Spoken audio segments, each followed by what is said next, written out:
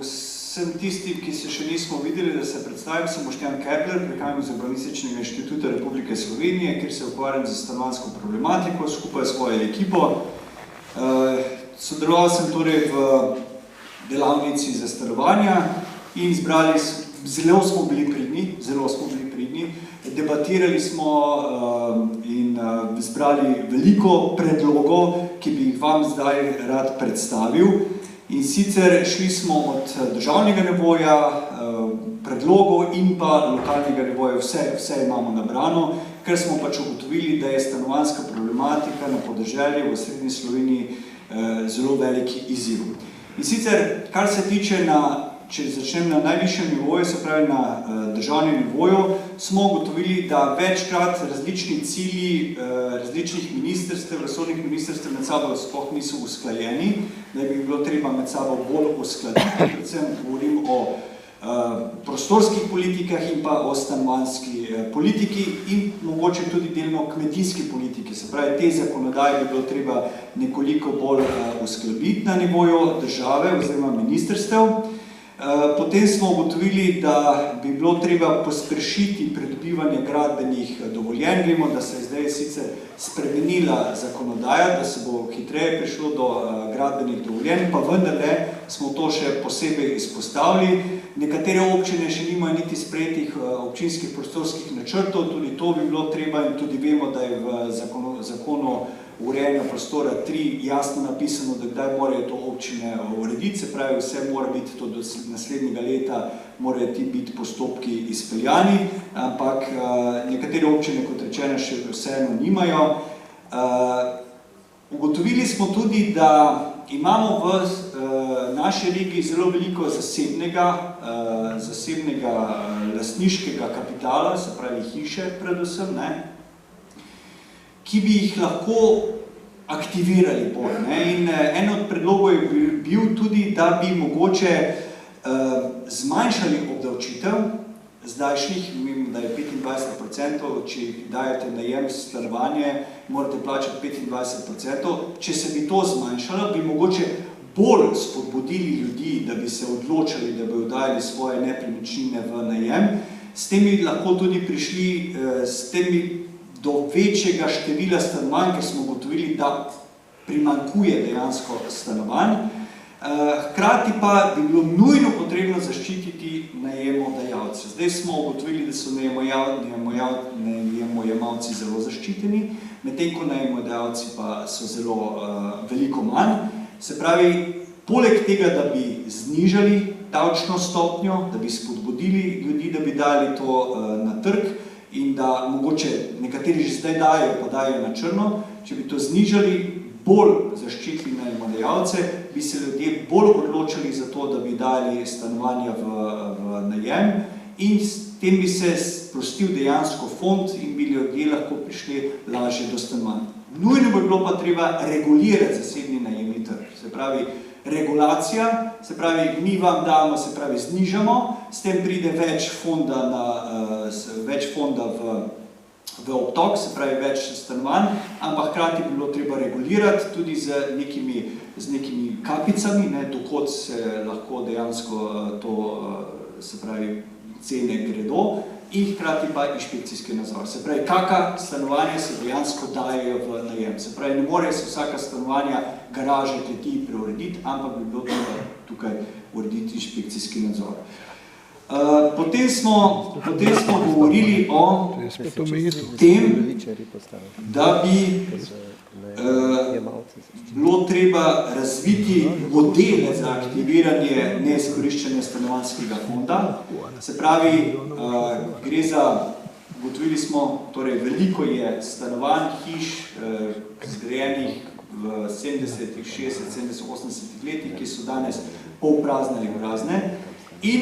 treba bilo razviti modele, se pravi, pravni vidiki bi se pogledali, organizacijski vidiki bi se pogledali, potem bi se pogledalo, kako bi se to etažiralo, se pravi, kako bi se lahko razdelilo, se pravi, čisto arhitekturno, da bi lahko več ljudi, se pravi, starejši in mlajši mogoče živeli skupaj, kakšne spodbude bi bile potrebne bilo pogledati prakse v tujini in tako dalje. Naj omenim, da se je projekt je država že naročila, ga delamo pri nas na inštitutu, ampak smo še v začetni fazi, to bomo šele čez 2 leti izvedeli, kaj bomo iz tega dobili, ampak zelo intenzivno delamo tukaj še z inštitutom za socialno varnost in pa za fakulteto za arhitekturo, tako da čez 2 leti vam bom lahko povedal, kaj smo iz tega projekta dobili,